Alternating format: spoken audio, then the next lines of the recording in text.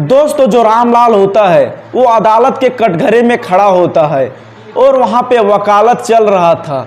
जब वकील बहुत सारा सवाल जवाब कर रहा था, इसी कारण उस जो वहाँ पे जज होता है वह जज बोलता है उस रामलाल से कि रामलाल, तुम अपनी पत्नी के संग तलाक लेना चाहते हो कि नहीं लेना चाहते हो, ये तुम साफ साफ यहाँ अदालत में बता दो।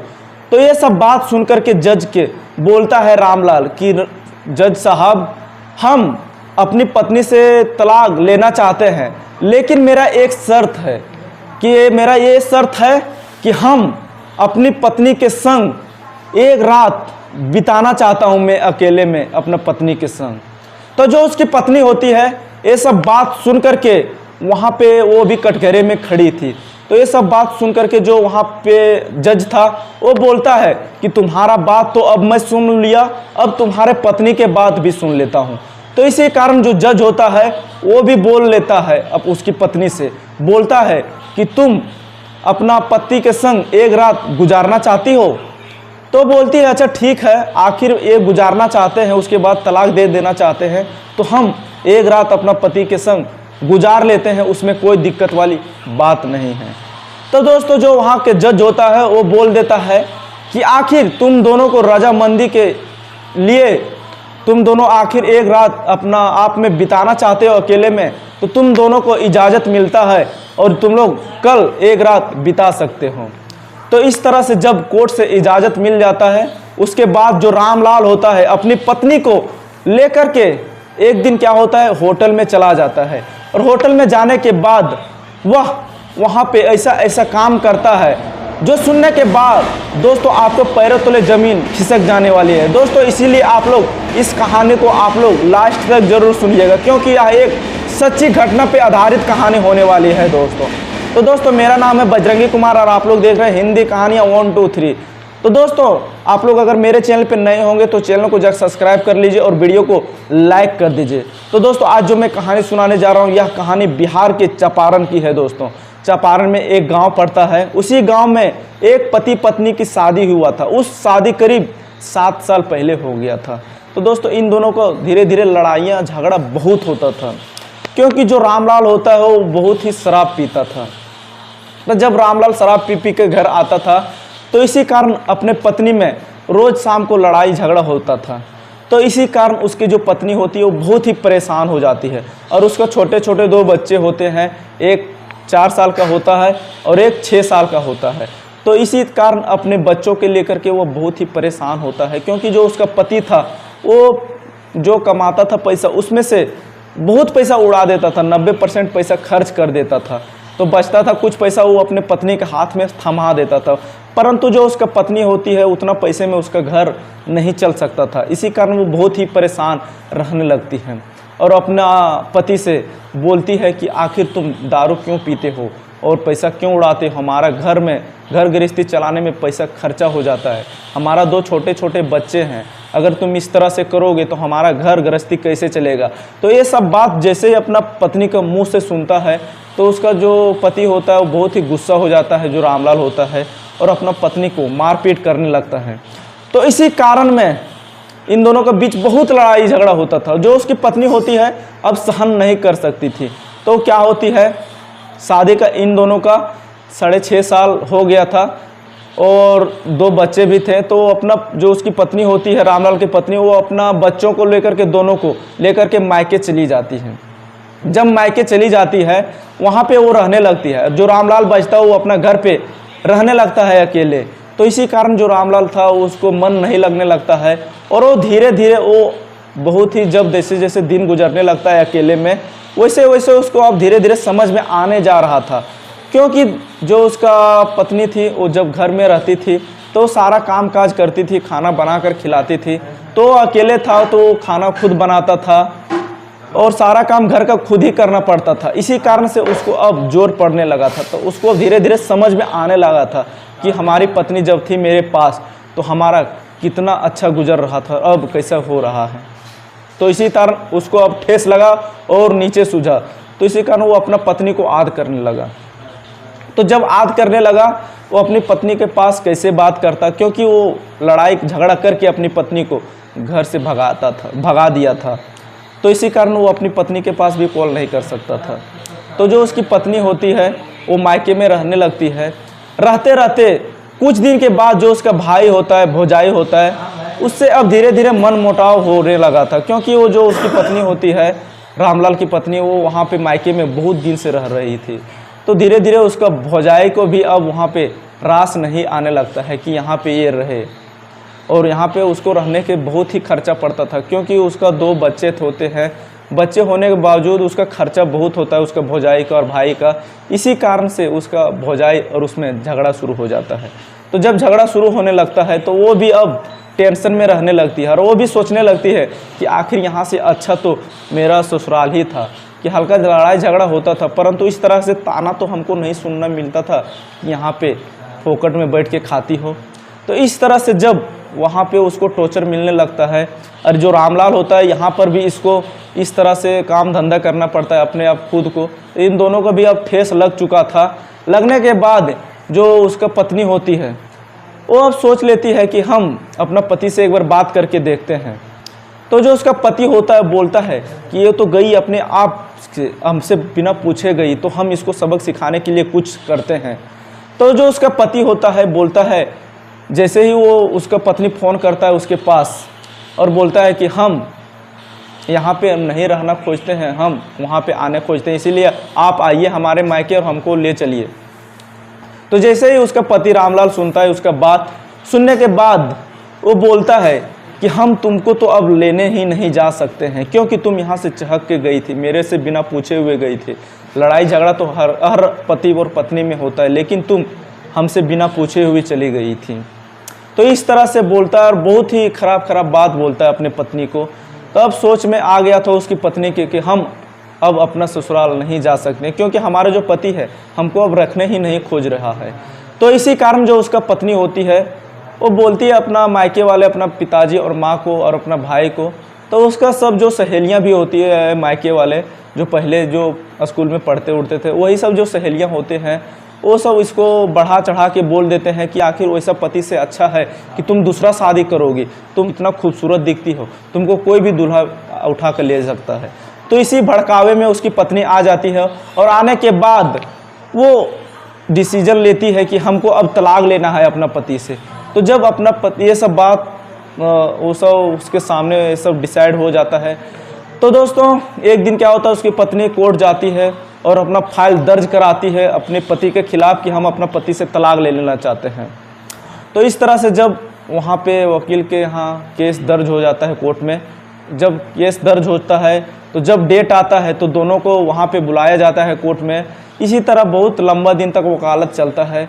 करीब 6 महीना वकालत चलने के बाद एक दिन क्या होता है, जो जज था और उसका वकील, इस दोनों में वकालत शुरू हो जाता है। जो उसकी पत्नी होती है रामलाल की पत्नी, वो भी एक कटघरे में खड़ा हो जाती है अदालत में, और जो रामलाल होता है वो भी एक कटघरे में खड़ा हो जाता है। जब दोनों को कटघरे में अलग अलग कटघरे में खड़ा होता है तो जज होता है वो दोनों से सवाल पूछता है कि आखिर तुम दोनों, एक बार और मैं पूछ रहा हूँ तुम दोनों से, कि तुम दोनों आखिर एक साथ रहोगे कि तलाक लोगे, मेरा ये आखिरी फैसला है। तो पहले रामलाल से पूछता है जो जज होता है कि रामलाल बताओ कि तुम अपना पत्नी के संग आखिरकार रहना चाहते हो कि तलाक लेना चाहते हो। तो जो रामलाल होता है उसका मन में ख्याल चल रहा था कि हम अपनी पत्नी को तभी जब फ़ोन किया था हमारा पत्नी, तब मैं इसको मजाक में बोले थे, लेकिन हमारी पत्नी सीरियस ले चुकी है तलाक के बारे में, इसलिए हम अपनी पत्नी से सुलह मशवरा करेंगे, इसलिए हम एक दिन का समय लेते हैं। वो अपने मन में सोच रहा था। उसके बाद वो जज से बोलता है कि जज साहब, मैं अपनी पत्नी के संग एक रात अकेले में गुजारना चाहता हूँ, इसके लिए हमें इजाज़त मिलना चाहिए। इस तरह से बात सुनने के बाद जो जज होता है वो बोलता है कि ठीक है, तुम्हारी पत्नी से भी एक बार पूछ लेता हूँ। तो जज होता हो उसकी पत्नी से पूछता है और बोलता है कि तुम अपना पति के संग एक रात क्या गुजारना चाहती हो अकेले में।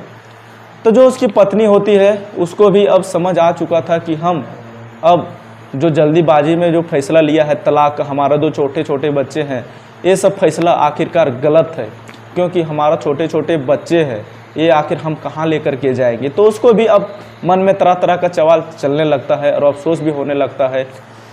तो वो भी सोचता है कि हमारा जो पति डिसीजन लिया होगा वो कुछ सोच समझ के ही लिया होगा। तो वो भी बोल देता है कि हाँ हमारा जो पति है, वो जज से बोलता है कि हाँ हमारा जो पति है वो जैसा भी डिसीजन लिया होगा वो सोच समझ के लिया होगा, इसलिए हम अपना पति को बारे में जो वो बोला है उसका बात पे हम राज़ी हैं। जो एक रात के लिए जो बोला है कि हम अपने पत्नी के संग गुजारना चाहते हो, वो मैं तैयार हूँ। ये सब बात सुनने के बाद जो जज होता है वो दोनों को बोलता है कि अच्छा ठीक है, तुम लोग एक रात कल एक साथ गुजार सकते हो, उसके बाद तुम दोनों को फिर अदालत में पेश होना पड़ेगा। तो दोस्तों उन दोनों पति और पत्नी जैसे ही वहाँ का जज का कोर्ट का कार्य समाप्त होता है, उसके बाद दोनों बाहर आते हैं और आने के बाद जो पति पत्नी होते हैं वो आपस में मिलते हैं और बात करते हैं। जो रामलाल होता है वो बोलता है अच्छा ठीक है, तुम तो अब मेरे साथ एक रात गुजारने के लिए राज़ी हो गई हो, तुम ऐसा करो तुम मायके मत जाओ, आज हम लोग एक योयो में कमरा बुक करते हैं होटल में और हम वहाँ पे चलते हैं। तो इस तरह से बात सुनने के बाद अपने पति से मुंह से उसकी पत्नी बोलता है अच्छा ठीक है, हम मायके नहीं जाएंगे, परंतु जो हमारा छोटे छोटे बच्चे इसको हम कहाँ लेकर के जाएं। तो बोलता है कि ठीक है, तुम इन दोनों को भेज दो अपना भाई के संग, उसका मामा के संग भेज दो मायके, और हम दोनों सिर्फ आज की रात कमरे में अकेले गुजारेंगे। तो इस तरह से बात सुनने के बाद उन दोनों छोटे छोटे बच्चे को मम्हार के यहाँ भेज देता है, वो उसका पत्नी मायके भेज देती है। जब भेज देती है तो जो उसका पति रामलाल होता है वो लेकर के रात को अपना पत्नी को लेकर के एक होटल के कमरे में चले जाता है और जाने के बाद बोलता है कि आखिर तुम ये सब डिसीजन क्यों लिया। आखिर तो पति पत्नी के बीच अक्सर लड़ाई झगड़ा होबे करता है, परंतु तुमको ये सब सलाह किसने दिया।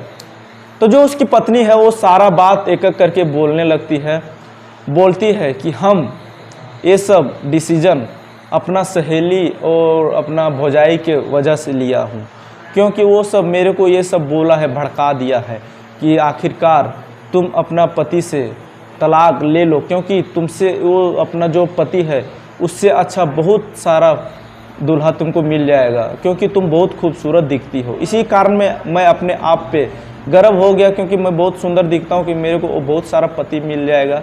और मैं अपना बच्चों को ख्याल नहीं रखा, क्योंकि हमारा 2 छोटे छोटे बच्चे, इसको लेकर हम कहाँ जाएंगे। तो बाद में हमको बहुत ही अफसोस हुआ। इसी कारण अब तो कोर्ट में बात पहुंच चुका था, इसलिए हम मना भी नहीं कर सकते। तो जब आप बोले कि मैं पत्नी के संग एक रात गुजारना चाहता हूं, इसी कारण मैं आपको बात पे मैं राज़ी होकर के यहाँ कमरे तक मैं पहुँचा हूँ। तो ये दोनों में पति और पत्नी में इसी तरह से बात होने लगता है। जब ये सब बात हो जाता है तो उसका जो पति होता है बोलता है कि आखिर मेरा तुम्हारे जाने के बाद मेरा बहुत तबीयत ख़राब होने लगा और मेरे को दारू का लत में मैं इसीलिए डूबा रहता हूँ, क्योंकि मेरा एक बहुत बड़ा बीमारी है। तो उसकी पत्नी होती है, बोलती है क्या तुम्हारा बीमारी, आप तो कभी मेरे को बोले नहीं। तो जो उसकी पत्नी होती है वो ये सब बात बोलती है, तो जिसका पति रामलाल होता बोलता है कि मैं इसलिए तुमको ये सब बीमारी नहीं बोलता था, क्योंकि ये सब बीमारी सुनने के बाद तुम अपने आप पे बर्दाश्त नहीं कर पाती, इसलिए मैं तुमको ये सब बीमारी नहीं बोलता था। और ये सब गम भुलाने के लिए हम रोज़ शाम को दारू पी करके आते थे। तो जब ये सब बात उसकी पत्नी सुनती है तो उसकी पत्नी वो अपने आप पे कोसने लगती है कि हमारे जो पति है वो ये सब दुख से गुजर रहा है, परंतु हम इसका बात पे विश्वास नहीं कर रहे होते हैं और इस तरह से तकलीफ़ दिया अपना पति को। तो वो अपने आप पे बहुत कोसने लगती है। तो पत्नी उसके पूछती है कि आखिर आपका बीमारी क्या है। तो बोलता है कि हमारा कैंसर है, इसी कारण हम बहुत ही अब सुस्त होते चले आ रहे हैं। इस सब बात जैसे उसकी पत्नी सुनती है तैसे वो सन्न रह जाती है कि हमारे आखिरकार पति को कैंसर है। क्योंकि दोस्तों हमारे इंडिया में जो कैंसर बीमारी है वो बहुत ही खतरनाक बीमारी है। ये कैंसर होने के बाद इंसान कब तक टिके इसका कोई गारंटी नहीं है, इसलिए उसका पत्नी सुनने के बाद उसका बीमारी सन्न रह जाती है। तब दोस्तों क्या होता है, ये सब बात सुनने के बाद जो उसकी पत्नी होती है कि बोलती है कि हमें माफ़ कर दीजिए, हम आप पे बहुत तरह तरह का ख़राब सवाल आपके बारे में चल रहा था और आप इस तरह से हालात से गुजर रहे हैं, परंतु हमको मालूम ही नहीं। तो इस तरह से करके अपने पति के संग कंधे में माथा रख के अब रोने लगता है और बोलती है कि हमें माफ़ कर दीजिए, हमसे बहुत बड़ा गलती हो गया। तो जो उसका पति होता है बोलता है कि तुम्हारा गलती नहीं है, क्योंकि मैं ये सब बात तुमसे छिपाया था, ये सब हम दोनों का गलती है। ये सब बात बोलने के बाद जो होता है रामलाल अपनी पत्नी को ढाढ़स देता है और बोलता है कि हम अब जो ये तलाक का फैसला है अब ये रद्द कर देंगे जाकर के कल कोर्ट में, और हम लोग फिर से एक खुशी खुशी ज़िंदगी जिएंगे। जब तक हम जिंदा है तब तक तुमसे साथ में खुशी खुशी रहना चाहता हूँ। तो दोस्तों इन दोनों का रात धीरे धीरे गुजर जाता है, गुजरता है जैसे जैसे रात। उसके बाद कल सुबह जैसे ही होता है 9, 10, 11 बजता है, उसके बाद कोर्ट का दरवाज़ा खुलता है, ये दोनों फिर कोर्ट में पेश होते हैं। जब ये दोनों कोर्ट में पेश होते हैं तो जब इन दोनों का बीच जो वकील होता है दोनों तरफ से, वो दोनों से पूछता है। पूछने के बाद जो उसका जज होता है वो बोलता है कि आखिरकार तुम्हारा दोनों का फैसला क्या है, तुम दोनों तो एक रात आखिरकार अकेले में गुजार लिया। ये सब जब पूछता है जज उन दोनों से, तो उन दोनों यही बोलते हैं कि हम दोनों वापस में एक साथ रहने खोजते हैं, अब ये तलाक का जो मामला है वो रद्द करना चाहते हैं। तो दोस्तों ये सब बात सुनने के बाद दोनों तरफ से जो वहाँ का जज होता है वो बोलता है अच्छा ठीक है, तुम दोनों साथ रहना चाहते हैं तो ये बहुत ही खुशी की बात है, तुम दोनों एक साथ अब रह सकते हो, और जो ये तलाक का मामला है वो मैं रद्द कर देता हूँ। तो ये जो होता है वहाँ का जज वो सब ये जो मामला था तलाक का वो खारिज कर देता है और बोल देता है कि तुम दोनों एक साथ अब रहो। इस तरह से जब दोनों का जो कोर्ट का फैसला होता है वो अब फाइनल हो चुका था दोनों साथ रहने के लिए। तो उसका जो पत्नी होती है वो दोनों बच्चों को लेकर के पति के संग अपना घर ससुराल चली आती है, और दोनों जो उसका पति और उसके पत्नी और दोनों जो बच्चे होते हैं वो दोनों फाइनली बहुत दिन के बाद घर आ जाते हैं और खुशी खुशी से उन सब रहने लगते हैं। तब दोस्तों आखिरकार इन दोनों के बीच जो तलाक का मामला था वो रद्द हो चुका था, इन दोनों फिर एक घर उजड़ने से बच गया। तो दोस्तों आज की जो कहानी वो कैसा लगा आप लोगों को? अगर कहानी अच्छा लगा होगा तो ज़्यादा से ज़्यादा इस कहानी को शेयर करें, और दोस्तों जाते जाते वीडियो को लाइक कर दें और चैनल को भी सब्सक्राइब कर दें। तो दोस्तों मिलते हैं अगले वीडियो में, तब तक के लिए जय हिंद।